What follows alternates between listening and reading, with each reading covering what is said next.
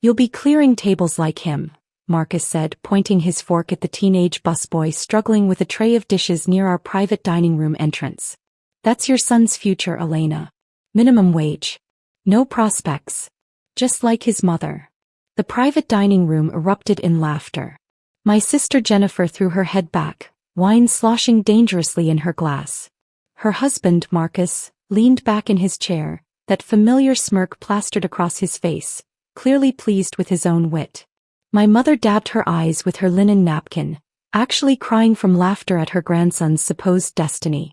Tom's wife, Amanda, covered her mouth, trying to hide her smile and failing. Marcus, stop, Jennifer managed between giggles, but she was grinning. You're terrible. My son David, 12 years old, sat beside me with his book open. He didn't look up. He'd learned years ago not to react to his aunt and uncle's comments. I reached under the table and squeezed his hand once. He squeezed back. I'm serious though, Marcus continued, gesturing around the upscale restaurant. The kid barely passes his classes. What else is he going to do? At least food service is honest work. My brother Tom nodded from across the table. Marcus has a point. Not everyone can be successful. Someone has to do the grunt work. This was supposed to be my father's 70th birthday dinner. Dad sat at the head of the table, uncomfortable but silent. He never intervened. Never had. Elena, you should really consider his future realistically, my mother added, her tone dripping with concern that fooled no one. Maybe a trade school? Something practical for his limitations. David's limitations. My son, who read college-level philosophy texts for fun. Who taught himself 3 languages from library books. Whose limitations included being too quiet, too thoughtful, too unlike the loud, flashy grandchildren my mother preferred. I think David will be just fine, I said quietly. Oh, Elena. Jennifer rolled her eyes. You always say that. But look at you. Still renting that tiny apartment. Still working that little bookkeeping job. No offense, but the apple doesn't fall far from the tree. Marcus leaned forward, warming to his subject. He'd had 3 glasses of wine. You know what your problem is, Elena? No ambition. You're content being mediocre, and now you're raising David to be the same way. I'm happy with our life, I said. Happy. Tom snorted. That's what unsuccessful people say when they've given up. The waiter appeared to take our orders. Marcus ordered the most expensive steak on the menu. Jennifer got the lobster. Tom ordered for both himself and his wife without asking her preference. My mother requested the prix-fixe menu with wine pairings. What about you, David? The waiter asked kindly. The chicken, please, David said quietly. Thank you. The chicken, Marcus repeated mockingly after the waiter left. Even orders like someone who's given up. At his age I was. We know, Marcus, I interrupted. You've told us many times. His eyes narrowed. Excuse me. I said we know. You were exceptional at 12. Star athlete. Perfect grades. President of everything. We've heard it all before. Jennifer's smile vanished. There's no need to be rude, Elena.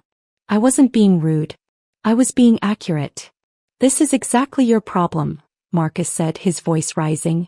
No respect. No understanding of success. Look at this restaurant. This is where successful people eat. This is the world David will never be part of because you're raising him to be a failure. I opened my laptop bag and pulled out my computer. Set it on the table. What are you doing? Jennifer asked sharply. Checking something, I said, opening the screen. I pulled up a folder. You mentioned this restaurant. Dominic's. It's lovely, isn't it? It's where people with standards dine, Marcus said. Not that you'd understand the difference. I clicked through several files. The ambience is excellent. The service is impeccable. The revenue figures are outstanding. Tom frowned. What are you talking about? The quarterly reports, I said, turning the screen slightly. Dominic's flagship location grossed $2.3 million last quarter. The suburban locations average $1.1 million each. Quite impressive for a regional chain. Marcus stared at me. How do you know that? Because I own it. Kept my voice level. Come. I own all 7 Dominic's locations. Purchased the chain 18 months ago through my investment firm. The table went silent.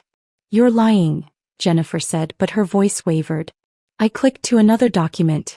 This is the acquisition agreement. A $47 million total purchase price. And this, I pulled up another file, is the current portfolio valuation. The chain is now worth $61 million. My mother's face had gone pale.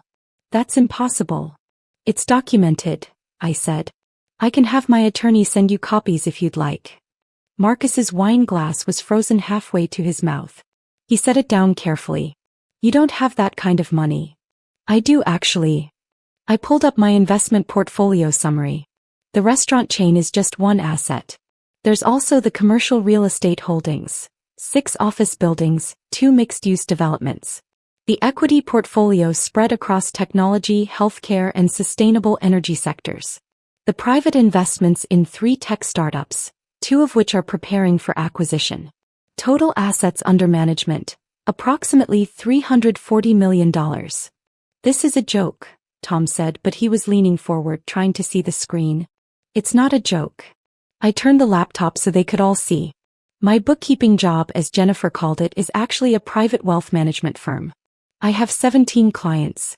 I manage their investments and acquisitions. The small apartment David and I live in? I own the building. All 42 units. Jennifer's hands were shaking. Why didn't you tell us? You never asked. You were too busy explaining my failures. The door to our private dining room opened.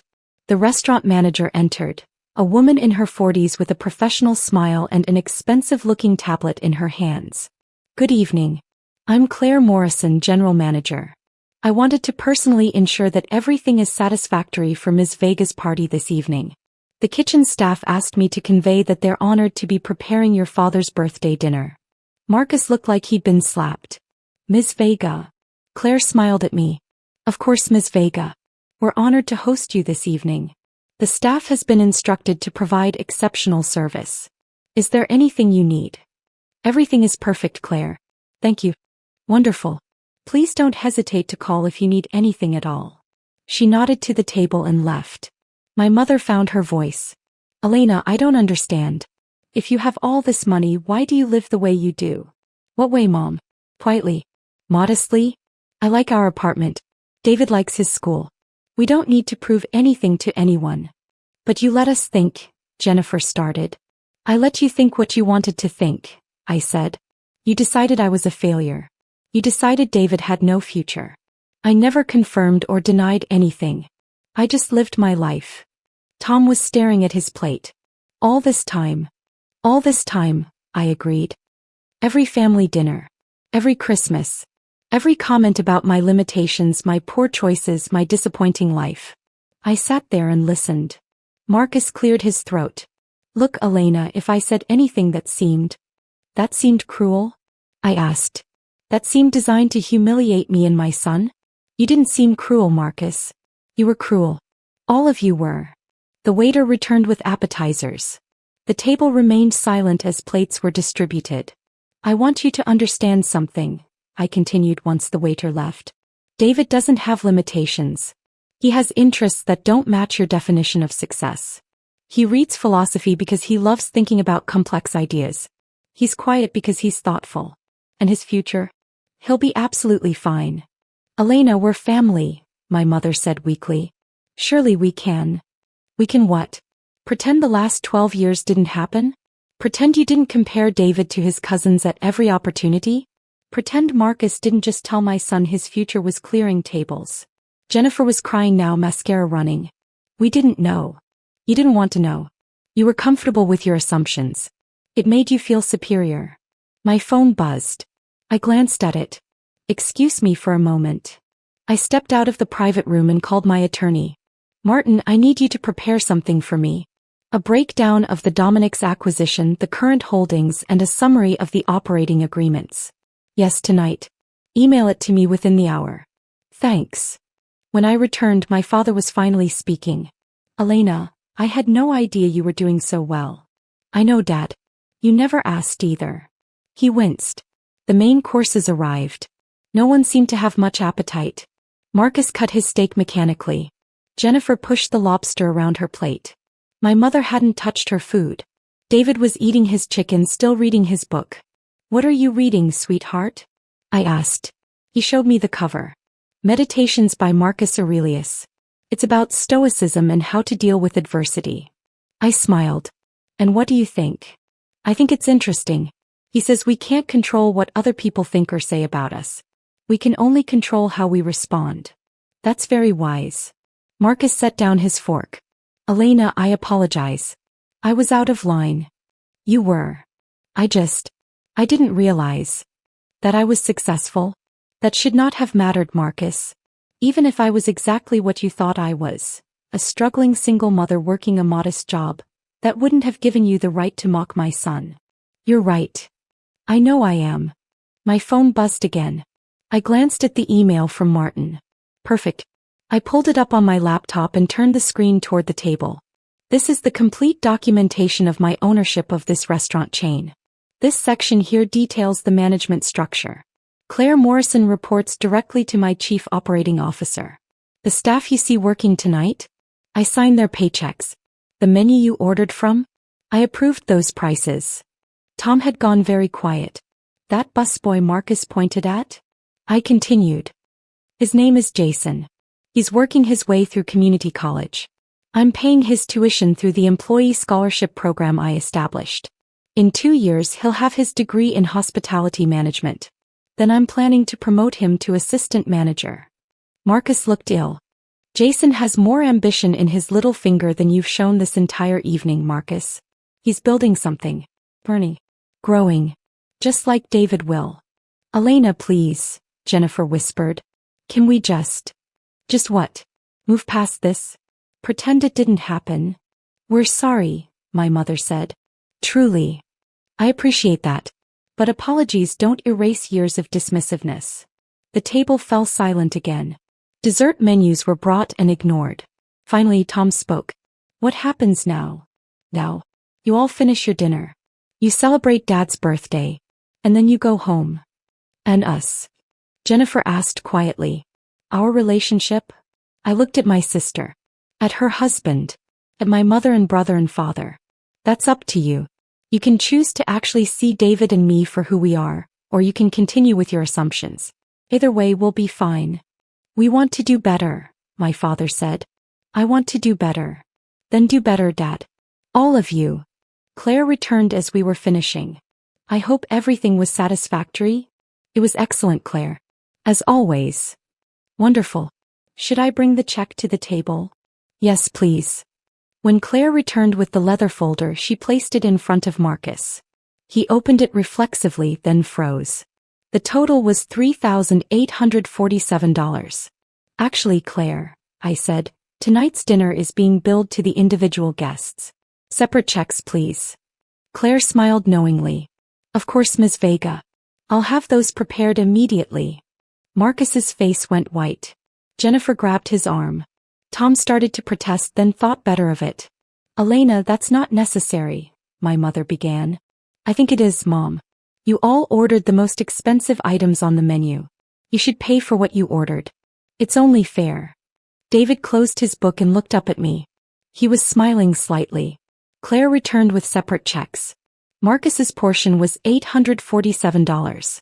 Jennifer's was $723. The others were similarly expensive. This is ridiculous, Marcus muttered, pulling out his credit card. No, I said. This is accountability. They paid in silence. My father offered to cover David's and my meals, but I declined. Those were being comped anyway, though I didn't mention it. As we prepared to leave, I pulled Claire aside. The family scholarship fund I mentioned? Add another $50,000 to it. For employees like Jason. That's very generous, Ms. Vega. It's an investment in people who deserve it. In the parking lot, my family stood awkwardly by their cars. Jennifer approached me, eyes red. I really am sorry, Elena. I was horrible. Yes, you were. Can we try again? Better. I looked at David, who was watching the exchange quietly. He nodded slightly. We can try, I said. But things will be different now. I understand. As David and I drove home in our modest sedan, he finally spoke. You didn't have to defend me like that. Yes, I did. You're my son. I know you own the restaurant. I figured it out months ago when I saw the papers in your office. I glanced at him. You knew. I'm observant. You taught me that. He smiled. I also knew you'd handle it when the time was right. And was tonight the right time? Uncle Marcus pointing at Jason and saying that was my future? That was the right time. I reached over and squeezed his hand. Mom. Yes. Can we still get ice cream from that place by our apartment? The one you don't own. I laughed. Absolutely. We drove home through the quiet streets, leaving the expensive restaurant and its expensive lessons behind us. Tomorrow my family might call. They might apologize again. They might even mean it.